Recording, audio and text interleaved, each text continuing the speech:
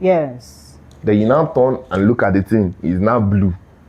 That's what she told me. She told me everything was cool, but when I got to Ado Ekiti, it wasn't cool.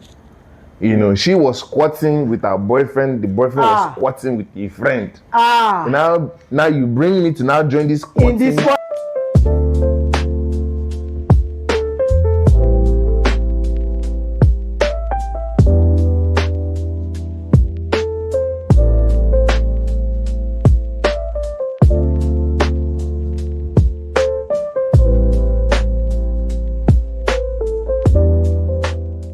He's not just spitting bars, he's dropping truth, fire, faith in every single line.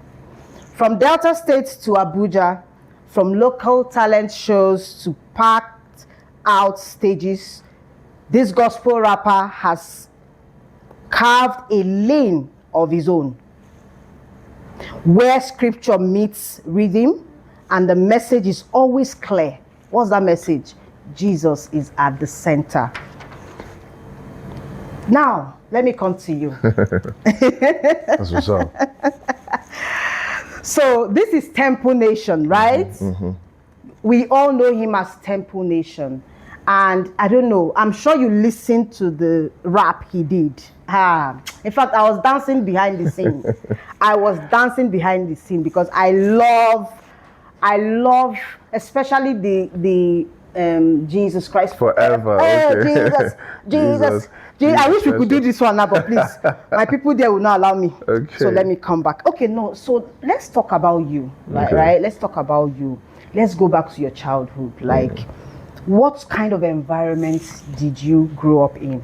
How did it shape your love for music?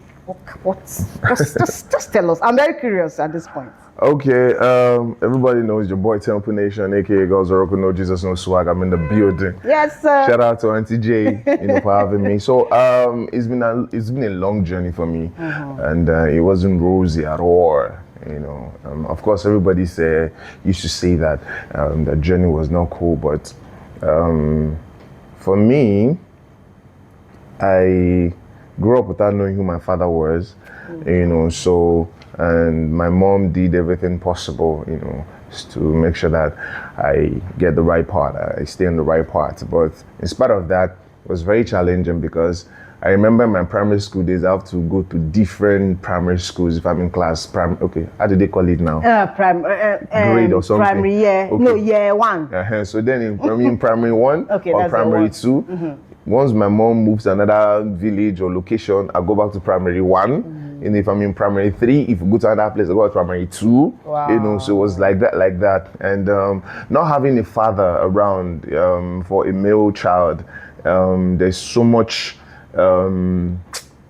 impact on the child, because sometimes you feel there's this fatherly presence that you always need when you want to talk to a father, and like it's not there. So one thing I'm very grateful to my mother is she said the only father I can introduce you to is God. Wow. So if you hold God first, hold him tight, and everything will be fine. So the journey wasn't funny. Like I said, I started hustling quite early. Wow. You know, from 12, I started doing something that a 20-year-old could do. You know, I know we grew up in Delta State, and in Delta State, you must learn how to ride a bicycle. Oh yeah. Yeah, so they have the male bicycle and they have the female bicycle. So I was able to paddle both. You know, I have to go to the farm to go and carry cassava at my young age. I have to peel the cassava, go and sell it in the morning. You know, then there's something they call akara. It's called beans cake, you know what I'm saying? It's akara. You know? We are not changing it. You see that one? We cannot change it. It's akara. You know, for you to see one of those things we eat in a day, it's rosy. You know, so it was funny all through that space. But thank God, you know, I was able to navigate my way through, stay focused. But my mom was a disciplinarian.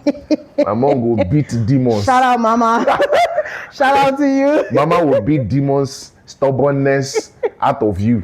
Wow. You know, she's not the type that when she wants to deal with you, she do that in public and say, hey, leave. No, she does that inside the room. Like around 2 a.m., 1 a.m. when you're enjoying your sleep. But I'm grateful that she did. Yeah. You know, that was the stronger hand I needed, you know, to navigate my way through that space. I finished my primary school. Then we moved into, we went to Taraba State. I went to St. James Anglican Primary School in Taraba State. I was made the timekeeper in the school.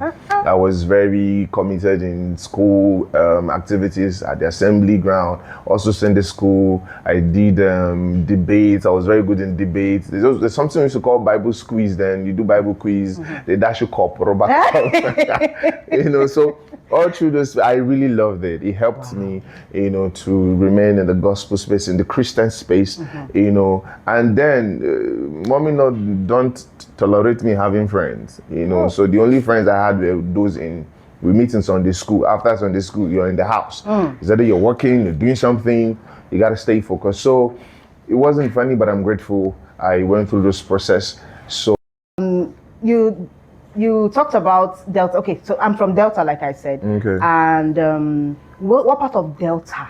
Okay, first was Nsukwa. Oh my! You know Nsukwa? I'm Delta. Then that's Nsukwa, but before Nsukwa was Ishimili. We have Ishimili. Okay. Then moving to Nsukwa. From Nsukwa, I went to Abo Boji. I went to Uterumo, staying in Uterumo. Then like that before now. What was your mom doing really? What was your mom doing? Okay. She had to move from Napolis.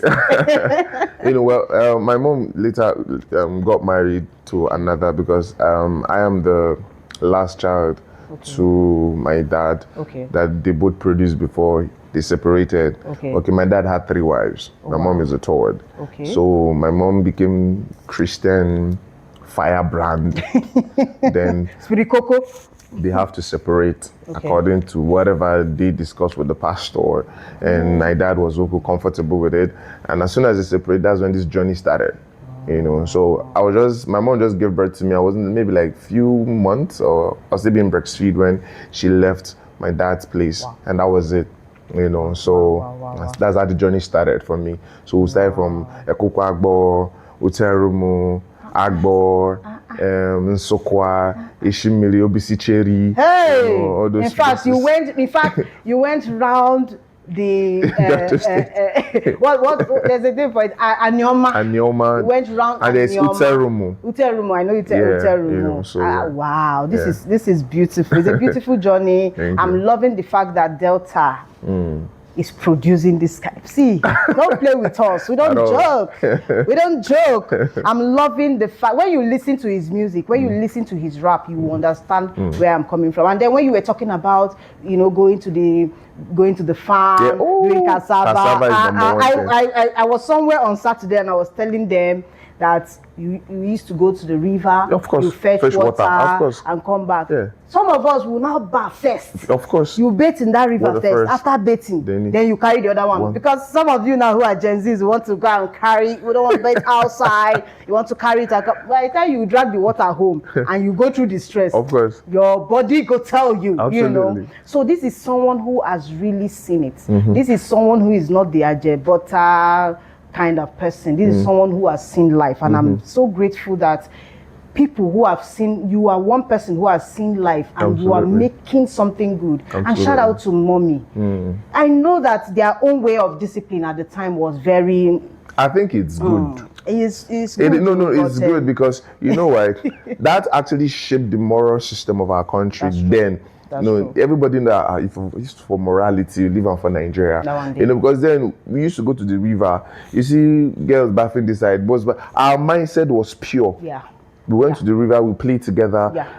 There was no corrupt mindset because the parents you have at home, they know they play. If they hear one, they cry for this other angle, another person they cry for that angle. So there was this strictness that our parents had on us, and it is well, I'm sure some people say this. I don't know what they call it these days, but I think it is good, and it's actually shaped us to becoming who we are. Anybody that goes through that process, early in the morning must go for devotion. You dare not miss devotion. And my mom does not talk with vocal. She doesn't open her mouth to talk. Every part of her body communicates.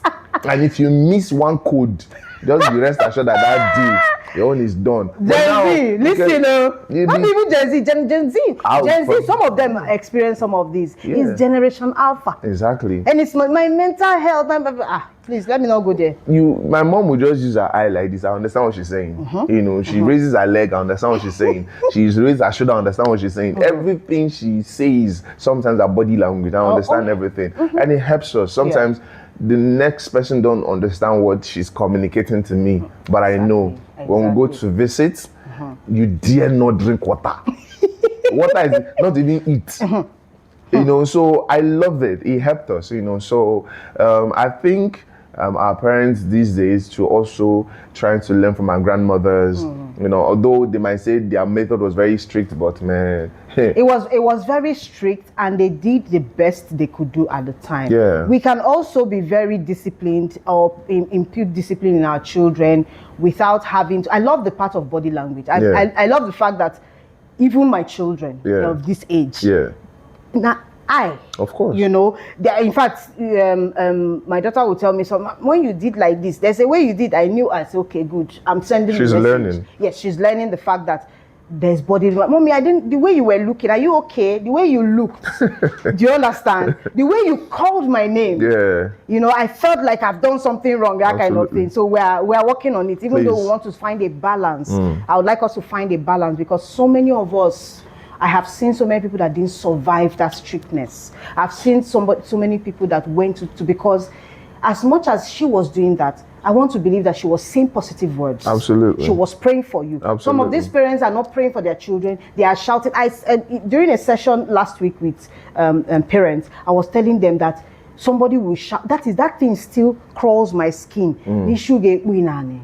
Like, a mother is telling you just because you are maybe disobedient, you're disrespectful. See, issue get win, and those of you who are not Igbo, it means that your face go hit the ground. Like, even like trying to explain it is so scary. Yeah. So if you are being strict and you are, you know, with your words, with your hitting, with anything, there's a part we need to start balancing. Yeah, and that's one thing my mom usually do. After beating me or correcting me, she'll go and bring the Bible and say, this is what the Bible say in this thing that you do.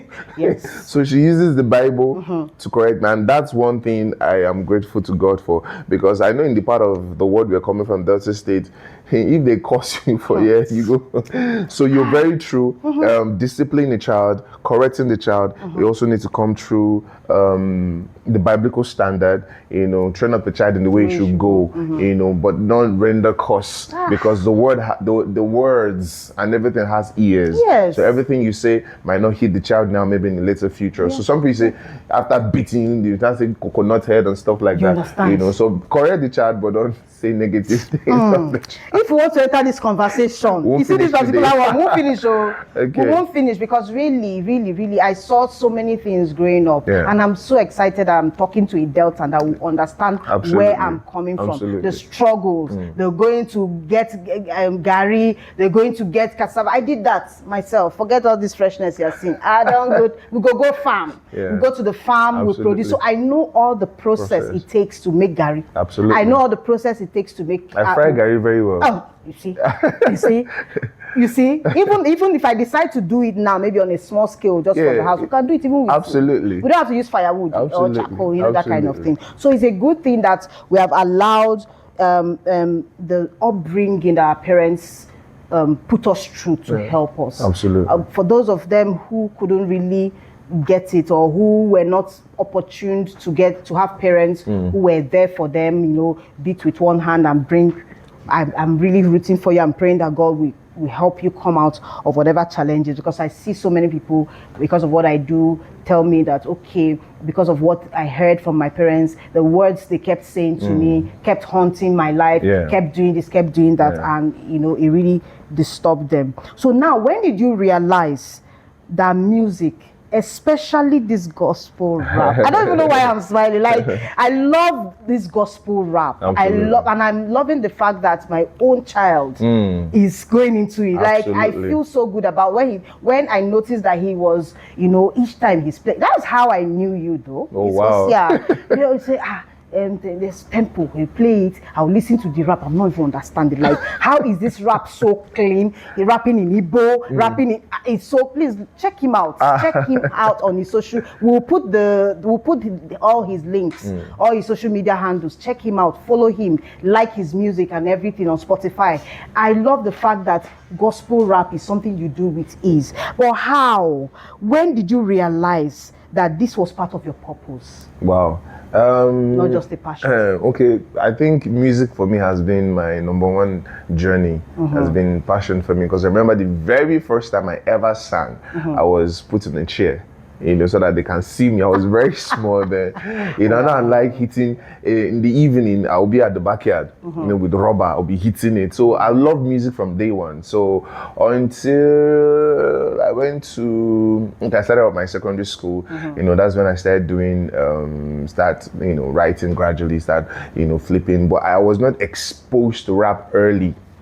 Because there's something about being exposed to music early, especially the genre that I'm in, rap. You hear other people rap, the way they navigate through. Rap has a lot. One of the most difficult music to ever produce is rap. Wow. Because one thing about rap is you won't repeat the things you said in the next song. So you have to constantly study, listen, hear other people.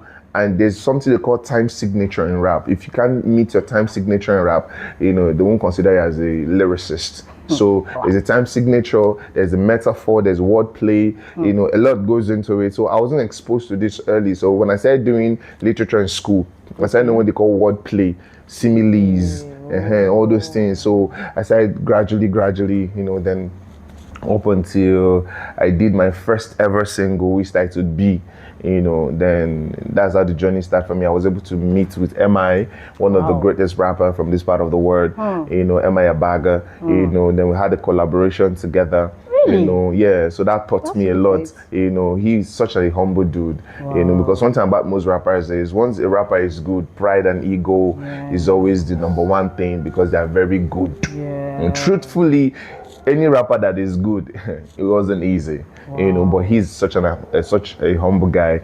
He accommodated me. We went to the studio, did the song together. So just like that, I keep getting better every day. Even till now, I'm not yet better. I strive for better. I try to be better every single day. Because rap is not be child's play. You know what I'm saying? It's not Even normal singing, you'll be struggling. Not more especially this your last song. Like, in fact, you were in the Unleash. Yeah, always. Shout out to the Unleash community. Yeah. You were in the Unleash. Yeah. While you were singing and rapping, I was waiting. Oh yeah, breathe now. Breathe. If you look at the videos from Unleash, like, I'm sure the protocol lady was just standing and looking. Is this a woman or a girl because I was just shout. I was wild. I saw teenagers and my nieces that were there. They were like. Like, if me as an adult was feeling that, guy, breathe now, breathe, so you don't choke, that means you did a lot of work. Yeah, I am still working. That song, still working. And I really encourage you to continue because so many people are looking up to you. Like Absolutely. I said, I have a I want to say shout out to your boy. What's his rap name again? Zemo. Zemo. Shout out to Zemo because I saw him rap. I wish I was exposed to rap that early. I wished, but thank God, God helped me. I stayed focused. Everything about me, not musical. I've not really seen myself outside music.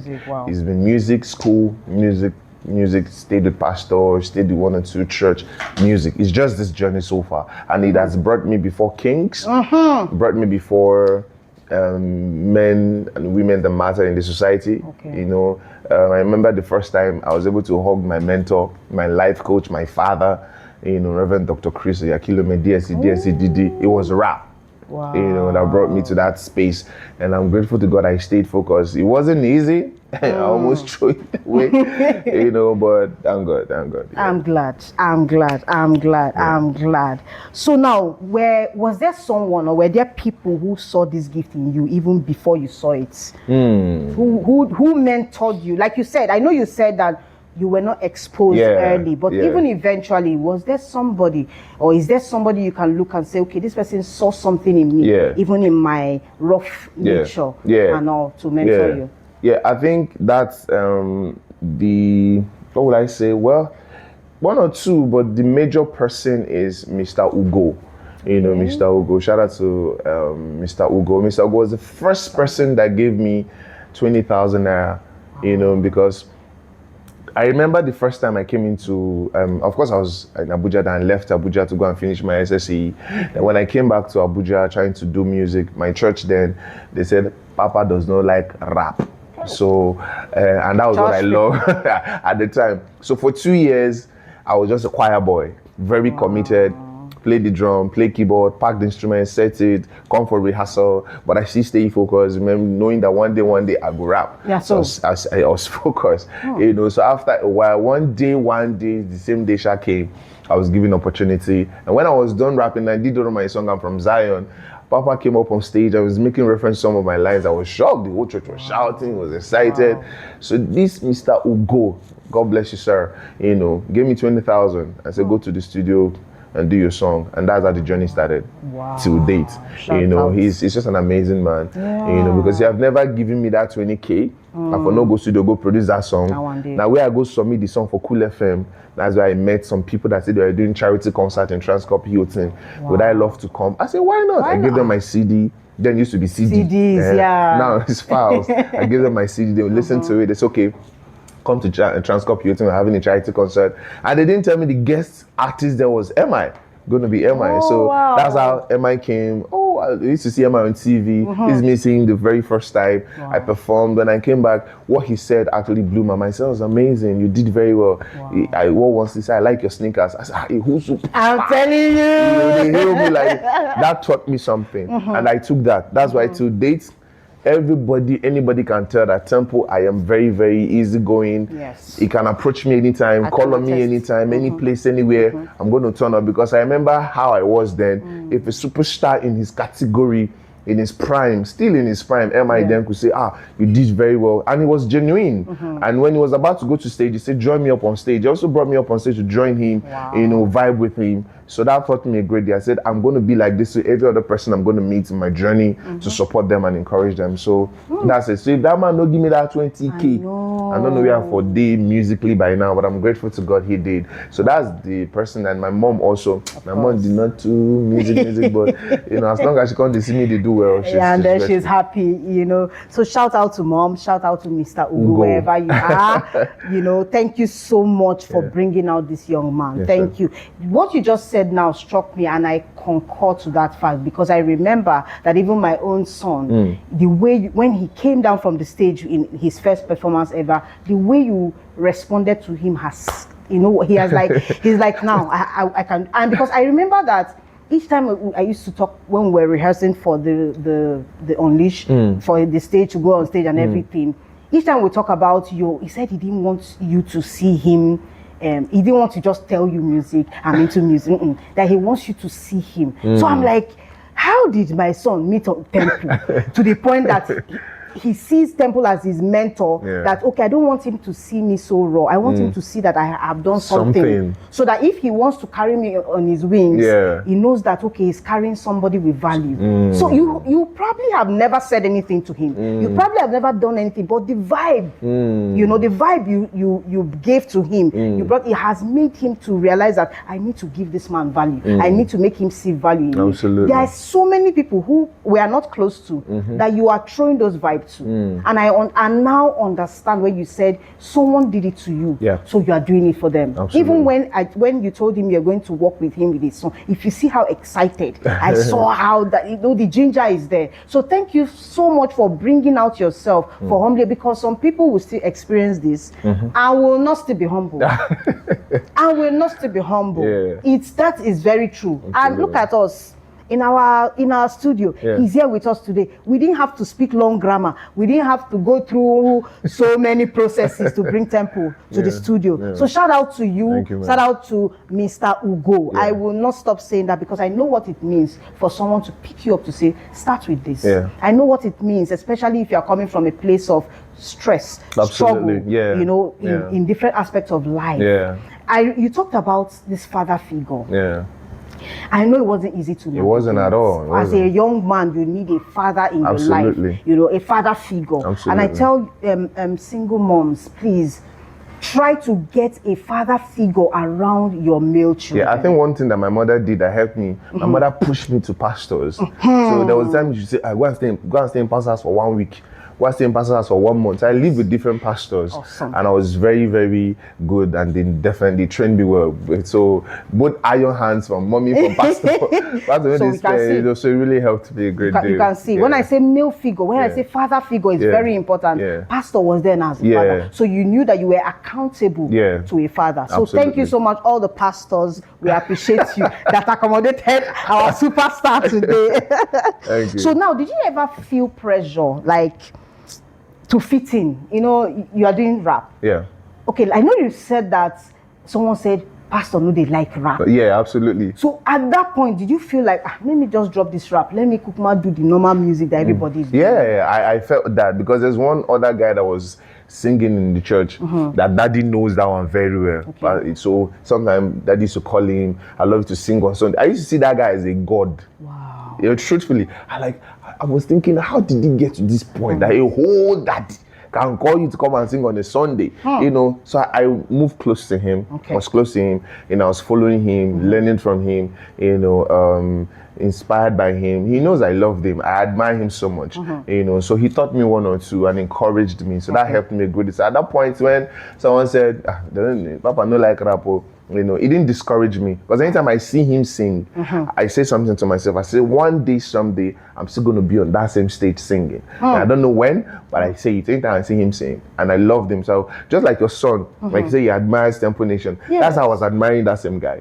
And he carried me along. He said, don't worry, everything will be fine. So like I said, everything they did for me, I'm willing and ready to do for other people. Because if they've never done that to me, I don't know how it would have affected me, my confidence, my composure, my determination, my vision, and everything would have been affected. But these people were there for me, so I'm always going to be there for other people. So that was the time I felt a bit pressured not to continue. But looking up to this guy, you know, gave me that confidence to stay focused, that it will happen one day. But I don't know when, but I was saying it. I remember the very first time I saw TB1. TB1 is one other rapper I admire so much. He's a member of Christ Embassy. You know, I just moved into Christ Embassy. I was staying with one of our members in his house, you know, because where we were staying in Karim was demolished. So I didn't have any place to go. Mom was in Gwagwalada, so I don't want to go ask calls with me to cut me off a bit. So I carried my things, was staying in an uncompleted building for a time. Then after that, I served in this one part of this story. I want to hear it. Let me sit tight. This is when we say we want to create that safe space for you to so that you people will not see him and say after frying Gary, I came to Abuja like in Abuja. No. Tell us that part. In Abuja first, when I moved into Abuja, I have to hustle to continue my secondary school. You know, at the first I did Games Village. This Games Village, I was part of people that built Games Village. I was carrying block, I was carrying cement. Every morning we go there. But it was being paid 390 naira per day, and I was the youngest in my unit. You know, so sometimes they want to deny me. I told them I'm strong, I can work. So when they see my determination, those Chinese guys, okay, put him. So 390 per day. When I come back home, you look as if they use plank to chisel all my body. But once it's 6 a.m., there's this energy that comes. You have to wake up and go. So I worked there for a while, raise money. I told mommy I want to go back to secondary school. Mom said no agree. I'm saying this small money that you are getting, you are seeing food to eat. If you now go to school, where would the money come from? You now have injury in my leg. I said, mommy, I must go to secondary school. I want to finish, because I only stopped in JSS2. Wow. So that was a big fight until she finally agreed. I've saved some money from that, and I paid my school fees. Started the secondary school. Then I learned how to play keyboard and drums. So there's one church I used to go and play. Then at the end of the month, the pastor was saying, "Yeah, good boy, just take this 1,000 naira." So my school fees was 2,500. 1K. So by the end of 3 months, I've gotten 3,000 naira. So I'll pay 2,500 in my school fees. Then I have 500 naira. Then I'll do conductor in the weekend when I'm not working. School. And then sometimes early in the morning before I go to school, we have wheelbarrow and go and carry some people's things to the market, to the junction. Then when main market used to rain, I don't know if you can remember main market. In Abuja here? Yes, I was in Karimu.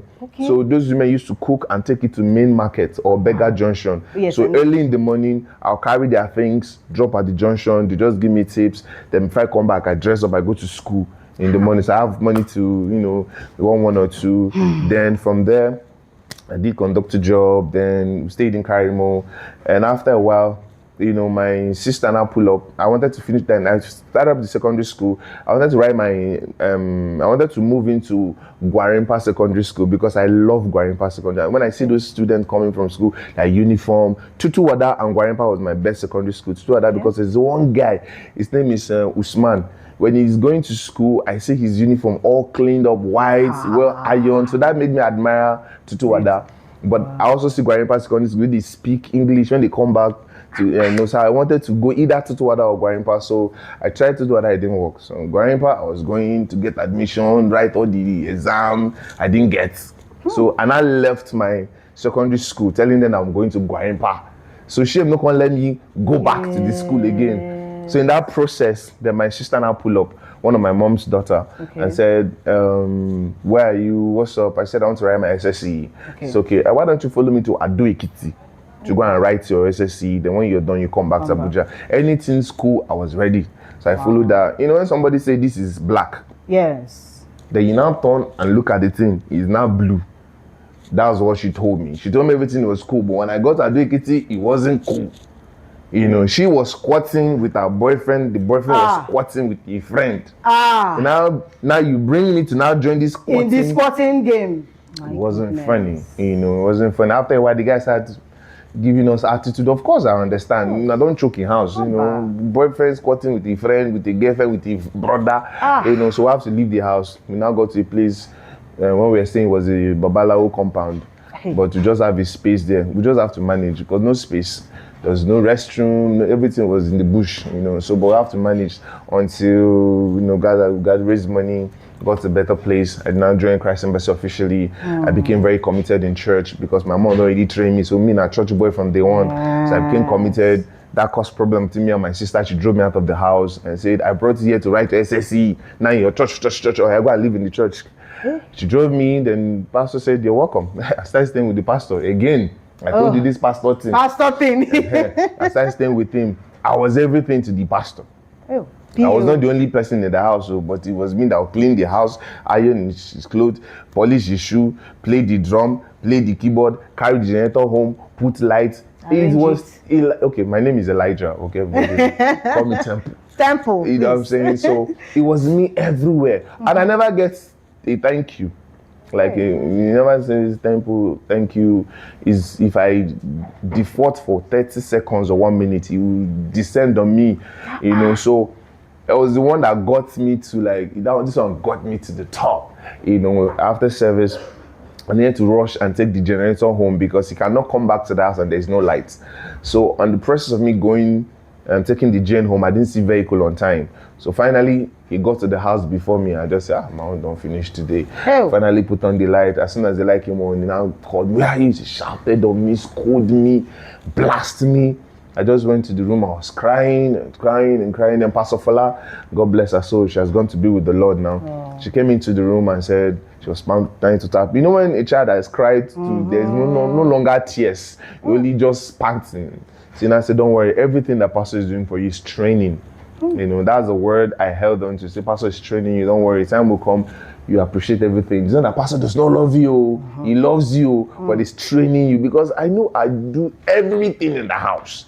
So it went up to 10 minutes. He said, where is Elijah? Come on, massage my leg. I have to massage his leg until he sleeps. So when I left Adwekiti to Abuja, I keep getting testimony that Pastor cannot say 5 sentences without mentioning your name inside. So they're wondering, who is this boy? Who is this guy? So when I came into Abuja, that same mentality. I joined my brother's place in Karim was demolished, so everybody find their square roots. Me and I moved my things to one church in Usetu, Jesus Glory Chapel. That's Reverend Sam Moses Eneche. That's the elder brother to Reverend Dr. Paul Eneche. Yeah, so I was staying in the uncompleted building. We now converted the toilet part. We just cover it, put our things there, hang it there. So I was staying in the uncompleted building. I stayed there for 2 years. I was sleeping on the altar in the night. So we're there. I was not the only one. So I was helping, just the same commitment I was helping in the keyboard, helping with drum. I'm in the choir, I can sing, I was there. In the night, we'll all go and sleep in the altar. Early in the morning, but don't bath, wear clothes, stay like, say, nothing happened. So he used to do a service like Monday to Friday, the service is on. So I was serving, that's how it was there. I remember the first time that the Paul came into the place, I saw him, so I greeted him. I'm sure you won't remember me again. Dr. Paul Ejay, right? Yeah, I was very close to Daddy and Reverend Samosis Ejay. He has gone to be with the Lord now. Oh, wow. There's time he invited me to the house to do something for him. Wow. So it got to a point and I said, this boy, be giving him something for weekend. So that's why they started giving me like 2-5 every weekend. So in that place where I was staying, I met TY Mix. Okay. There's somebody called one of the biggest producer in Abuja then. His name is TY Mix. Wow. He has a studio called It Quick Studios. Wow. Then Gospel on the Beats that everybody's hearing today. Gospel on the Beats came to, he was brought to that church to come and play keyboard at the time. Then he now said he wanted to learn production. Me and my friend Da FM, both of us now form a group. Da is his name. So we started rapping. So me and him took Gospel on the Beat to It Quick Studios to go and show him a studio. We showed him the place. He met with TY Mix, negotiated, they started learning production. Wow. Even J Slicky, I don't know somebody knows J Slicky, we used to play keyboard. So I met those people in that space for that time until I now left the place. That's the one of the other person I met from there. Just like that. He got married and I have to move, It's been a long journey, but one thing I'm grateful to God for is that I stayed focused, I had every other option in the streets to either go this other way, but like we rightly said, those training that Momsi inculcated into me, even when she was not there, it's like I'm hearing my mommy voice every now and then. If I want to go, let's say my mother did my back with whip, so that directed and channeled my part, until I did that, my first single, and glory to God, the journey started. Did first single, dropped it at Cool FM, I started getting invitation. Another challenge I also faced was, acceptance. It wasn't every church that was accepting rap at the time. Of course, since my church accepted it, I also want to reach out to other people. It was very difficult, very challenging, very, very challenging, but I stayed focused until there's a group called Rap Nation was born. In Lagos by our mother, Reverend Dr. Kati, Evangelist Kati. He said, okay, all the whole rappers in the ministry, let's put them together and form a group called Rap Nation. Instead of that having everybody come, I want to rap, there won't be time for it. Just come together. So that house Rap Nation was born. We did our first single in Lagos, did Arrival, Protect was there, TB1, True South, some jams, and the likes, so we did songs. And for the very first time, rap was becoming a great thing in our ministry in Love World Nation. We also did the rap onto a point that we got our daddy so touched that he moved the tears. For the very first time, he prayed for us and blessed us and said we will never fail. So from there, I just stay focused doing my music, and the journey has been amazing, and I'm grateful to God. So what a story! What a story. You never know what someone has gone through by just looking at what they're wearing today, by just looking at their faces, by just looking at, how fine their skin is looking. You can never tell. Absolutely. If anybody had told me, I wouldn't have known that you have gone through this. And you are carrying yourself so well. You are carrying yourself, all the experience you had, all the squatting. It's good. You are telling this story because there are some people who are going through this squatting thing. I'm squatting with somebody who is squatting with somebody. I think it was someone very close to me. I can't remember the same person that had that same issue of squatting with somebody who is squatting with another. And that kind of thing. I've also had my own fair share of squatting. I'm not even going to go into that in this conversation. I squatted when I came into Abuja also in 2007, 8 or thereabouts. Wow. Have my own, but I want you to begin to realize that wherever you are now and wherever you are going to, the distance is your focus. Absolutely. The distance is God.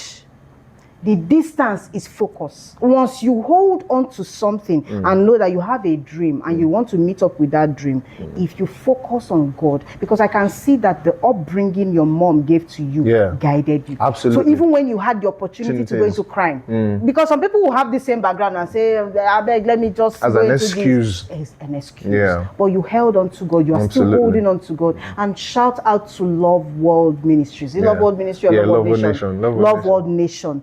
This is not the first time I'm hearing that they take care of their music ministers. Like you see them, they bring music ministers out there. They encourage the young artists.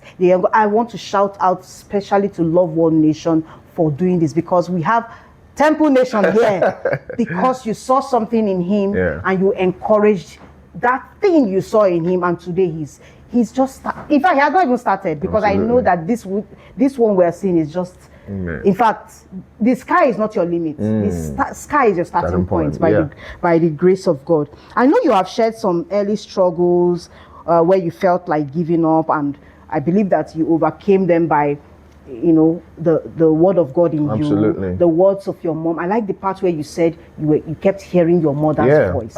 Mothers, what is your son hearing? What is your daughter hearing? Which voice are they hearing? Are they hearing the voice that they will be good in life, that they will do well in life? Are they hearing the voice that is weighing them down? Because some people I've interacted with will tell me that when they were trying to heal from their trauma, they wanted to silence the voice of their mother. But that is not your case. Seems that you want that voice to be loud enough, so it guides you. I've also seen people who said, in my life I did a lot of things, so I went astray. But when I remembered what my father said, when I remembered the screaming of my mom, it brings me back to focus. So how do you balance creativity, faith, real life challenges in music? Okay, first of all, identify and know who you are. Once you know who you are and know what you stand for, because first of all, everything we do is to please our Father, and God is a creator, and He created creators, so we are all creators too. So in every place. God, sorry. God is the creator, and He created creators. This line. So in every place you find yourself, you are expected to create, and where the primary source of creation is from your tongue. That's where creation started. The Bible said God said, and it became. So God creates through His words. So as we individual, we also create through our words. So in balancing creativity, Christianity, what are you saying? Because whatever you say, you create. Whether you know it or you don't know it. I think there's no joke in the realm of the spirit. Just like we have in transaction in the physical realm, we have money, we have source of exchange, either money, whatever we use. In the spirit realm, they only use one thing, which is words. So as you say it, the nature is hearing, angels are hearing, demons are hearing, everything is hearing. So they are prompt to create what you're saying. So in balancing it, what are you saying? Are you saying this to fit into a narrative, or are you saying this to carry out an agenda? Because there's an agenda for us. The Bible says, go ye into all the world, preach the gospel to every creature. So I have to create. That's why music for me I love it so much, especially rap, because I'm creating an atmosphere, where it's conducive enough to bring in people to vibe first. Because sometimes I understand my challenge first off is in the world that we are living, this world generally, sometimes they think my music, my rap might not be too worldly for them, because I'm not saying some certain things. I'm not looking in a certain way, that I expected them to look. So it's not too worldly for us. I don't want to listen to it. So probably now come to the religious folks. The religious folks say this music is not too religious enough. for us. So you're like, you can't fit in here. You can't fit You look in as you here. cannot It's fit a in dilemma, here. though. So what happens is understanding who I am. Okay. And, you know, I am a chosen generation. And there's a commission for me as a chosen generation to go out and preach the gospel to every creature. Preaching the gospel doesn't mean thou shalt not do. There's a way you preach the gospel. In the banking sector, whatever you find yourself, you're expected to preach the gospel. And one of the primary way of preaching the gospel, first, it's your character. Wow. Your behavior, your conduct, your conversation. That's what the Bible says. Men respond to what they see. First of all, so if they see you, like if you see me now, first of all, you don't wonder who be this guy. Is he a church boy? Is he a Christian? Yes. Who is he? Is he a bouncer? So there's a suspense. Because you have that bouncer vibe. There's a suspense already. Yeah. So when you now listen to me, okay, so now so you be, really, I love you. So I love the way you mean I can be a Christian, I can look. I say, yeah, come on. Exactly. First of all, come into the space. So I create an atmosphere where I will able to relate to some certain people. There's some certain people that might not hear the gospel until Temple speaks. That's true. Or until Temple shows up. Or until Temple music is playing. Or Temple is in the scene. Like, man, you're a Christian, I want to be like you, man. I feel you, I want to be like you. You know, so when they now get to know that, not just being I'm a committed church boy to the core, I want to be like you. So I have to balance that by knowing who I am, knowing the assignment, and using a vehicle, which is music, to propagate this gospel and bring men closer to Christ. Because at the end of the day, God gonna ask me the gift, the talent you have, what did you do with it? You know, so I'm grateful to God I'm in this space. So please, whatever talent that you have, remember that there's two things that is expected of you. You're expected to preach the gospel. And when I say preach the gospel, everything about you preaches the gospel. Your conduct, your behavior, your morals, and everything. Then also remember I have an agenda to depopulate the kingdom of darkness. So how do you do that? With your sound. Because sometimes some people say, I hear this a lot, some people say, I hate working with Christian, let me not say Christian, with religious people. Because, you know, as a Christian, you're a Christ-like. You know, one of the things I fight so much, I am not a religious, I don't like religion. I'm not a religious person. I'm a Christian. Simple. You know, so being a Christian, there's expectations of me. Because when you say you're a Christian, people start looking at you differently. They expect you to be excellent. They expect you to be truthful. They expect you to be a man of your word. They expect you to have some certain attributes. So once one is faulty or one is lacking, there's saying be Christian. You know, she's saying be Christian. So you need to watch it. You know, so that's my my conviction. So I know I'm called. So whatever field you find yourself, whether music, wherever, we are all there to shine the light. So when you understand that you are the light, you balance it up with your creativity, and don't go for don't be mediocre. Yes. Because sometimes religious people like, God, anyhow I go, like I just package you it. know. So, and you don't understand that our God is a God of excellence. Yes. He likes perfection. So all these things put together, you balance it up, and of course, you know, we can change the world. You know. In fact, as he was just speaking, you know, he just reminded me of something I wanted to say at the beginning. There's something very profound I noticed about you as a person. When you say you are a Christian in your word, you're a Christian in your attitude, there's one thing that is very precious to me. You see time. You see time. If I'm doing a program and I tell you my program starts at 9, if it's only me, I will go and start praying. And I've noticed that even the two times I've seen you in the Unleash, you were there before you were there before most of the guests, and you were even there before the audience. And then today, he was here before time. Like, I want you to continue, because there's this thing they say about once someone is a celebrity, they don't keep to time. So, you know, they just start giving unnecessary attitude that doesn't make sense. Not realizing that it's even when you are a celebrity that people are looking up to you. They are young people, because, we're talking like this because we deal with young people. Lord. And it's young adults, teenagers who are looking for the way out. Because I see a lot of teenagers young adults who are struggling. Do I want to live in my father's past? Do I want to live in my father's generation? Do I want to live in this one? Do I want to have my own? How do I come out of it? They are struggling. So when they see us doing things the right way, I feel so that aspect of timekeeping, you come to time, they give you time, and you make yourself available for the young ones.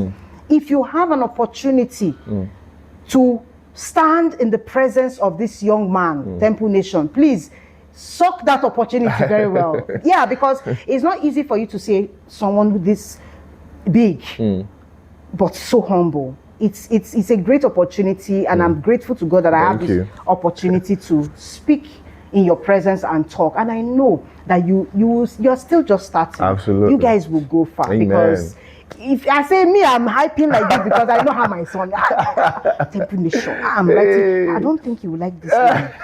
Okay, I'll change this word. I'm like, do you see this guy in your dream? Like, can I change it so that when he hears it, he won't say it? And the fact that you make these people feel that everything has to be about Christ. Yeah, absolutely. It's Jesus or nothing. No There's Jesus, no swag.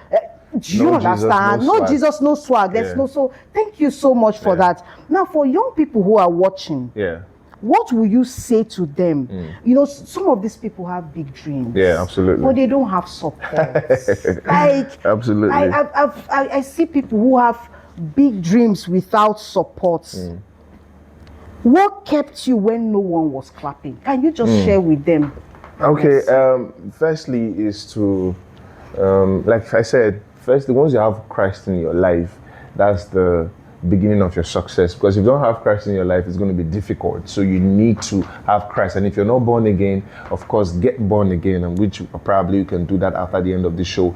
Get born again. Once you're born again and you have a dream, you know, God will always sponsor a vision that will lead men, you know, to benefit the salvation package that God brought. You know, because sometimes people think salvation is just I receive Christ, I'm saved, that's it. That's it. No. One thing I've learned about Papa God is God will always empower people or certain individuals who have the care and the love of other people in their hearts. Because I learned that from my mentor. If he has 20 naira, out of that 20, he's thinking, who can I even give 5 naira? Who can I help? You know, everything I am today, my commitment, my humility, which I'm fighting every day to be more humble, is because of my experience, where I am coming from. If it has not been for God, grace, mercy, favor, how I want to reach here? I know, right? How I want to even do this show? You know, so it taught me a great deal to value people. My mentor always say, don't underrate anybody, no matter how they look. Don't underrate anybody, because that person has a chain that can connect to another person that leads to another person. So once you have Christ in you, that's the beginning of your journey. And another thing, find a place and commit yourself and serve. You know, you can serve either in church, or in an organization, or you can do a voluntary service, but just serve, because in the place of service, there's so much you learn, and there's a grace you are exposed to, that when some certain heat or storm comes into your space, that grace that you contact from a place of service will always keep you. If you're going to serve it, for example, I love serving in church. Till date, I'm serving in church. I play the drums. Wow. I play the keyboard. After this interview right now, this time with Mama, I'm heading to church. I'm going to play keyboard for lunch hour service. Wow. You know, so my Sunday service morning is very precious to me. I don't take events on Sunday morning. I have to be in church playing keyboard. And after Sunday morning, I can go wherever I want to go. Okay. So service is number one. So in the place of service, remember, God sees your heart. The Bible says the heart of a king, or the heart of everybody, he did Papa God and is in his heart. So he can turn it to favor you. So in the place of service, somebody is seeing, somebody is watching, somebody is observing. Like this Mr. Ugona that was able to help me without my first 20K ever. He saw me every time I'm in church, every time I'm in choir, you know, he saw me sing. So when I met him and said, I want to do this, he didn't hesitate. God spoke to him and he responded. So if you're not in a place of service, I meet a lot of young rappers or young artists walk up to me, nobody's helping me, nobody. First thing I ask them, are you serving? Exactly. They will say, nobody's. I said, first of all, somebody will help you, but be in a place of service. So serve in church, in a community, at home, you know, be relevant somewhere. That thing that you're doing, there's a grace for it. And of course, God can channel any resources towards you once you find your place in the place of service. And that is the beginning point for you. And all you need, like my father would say, all you ever need in this life is one opportunity. One. It might come in 30 seconds, it might come in 1 minute, it might come in 30 minutes. But as you're serving, be preparing. Just like when I was not given the opportunity to rap, when they say my papa does not like rap, I didn't just relax. I told myself that when I have the opportunity to rap, he's going to love it. So I was ready, visualizing, thinking, seeing ahead, staying focused. So these are the things you put in place. So when they say you're not allowed here, don't just say, they don't allow me. No. That's just, everything will just come. If it comes to you, just like you won't value it. You know, so as you're serving, be working, be determined, and when that opportunity comes, take it. That night, grab it, run with it. before I went to church that day, my spirit told me, which of course my spirit, I mean the spirit of God that lives in me, said dress very well. He told me that day. I didn't know why. He said dress very well, and I did. When I get to church, one of the music directors just whispered in my ears. We didn't plan it. This election it was divine. It was a crossover night. I remember the church is packed full. He said once they they called for special number, go out. I didn't rehearse, I didn't plan. Nobody was aware. As she told me, bam, I was ready. That's it. You know, so I took it. Always be prepared too. I took it. So when I took it, and this is history. So serve, be in a place of service. Stay committed. Service, I mean, serve inside church. Yes, so. Join your own department. Join department. Anything, you know what I'm saying? So, wow. This has been so exciting. Yeah. If you want to see him perform, if you want to see him, because I want to use style now, let me use this opportunity. Sitting in the presence of celebrity. Thanksgiving is coming, 7th of December. I'm going to have my personal Aunty Ejay. Thanksgiving with Aunty Ejay. We want to just thank God for the year. If you want to see him, you attend. Absolutely. So stay tuned to get all the information you need to get for this upcoming. It's going to be a Sunday evening, so no worry. After your church, you come there and just have an atmosphere of worship, of thanksgiving, just to appreciate God for the year, because this year has been so beautiful. So thank you so much. So from in fact, this interview has really opened my eyes to a lot of things, more things, knowing that, people go through what they go through, and what defines you is your focus. Absolutely. What defines you is the relationship you have with Jesus, with God. Yeah. I like that part where you say service. Yeah. Please, I told somebody some years ago that God will meet you in the place of service. True talk. And if you don't have a place to serve, look for. You are in a church. If you see people doing, just stand up and start doing ushering work. Yeah, absolutely. Madam said, no, I want to help. Absolutely. Before you know, like you said, people will begin to notice you. Exactly. And eventually you begin to grow. Exactly. So as we go from rhyme to realness, Temple Nation has just reminded us that your gift is not just for the stage alone. It's for impact. Absolutely. He's making impact the little way he can. He is going to continue to make impact. That impact you want to make, start somewhere. Don't wait for the big stage to get that impact. So whether you are a young creative or you are just trying to find your voice, I'm sure that his story has shown all of us that faith and talent are not separate. They work pari passu. They work together. So faith and talent, na divine collabo. It's a divine combination. So I call it divine collabo. So at this point, I don't want to end, but they are dragging me from backstage. So I have to end. I want to keep listening to him. But always remember, this is Unplugged with Aunty Ejay. Real life, real talk, and real people. Absolutely. Have a good day. Bye.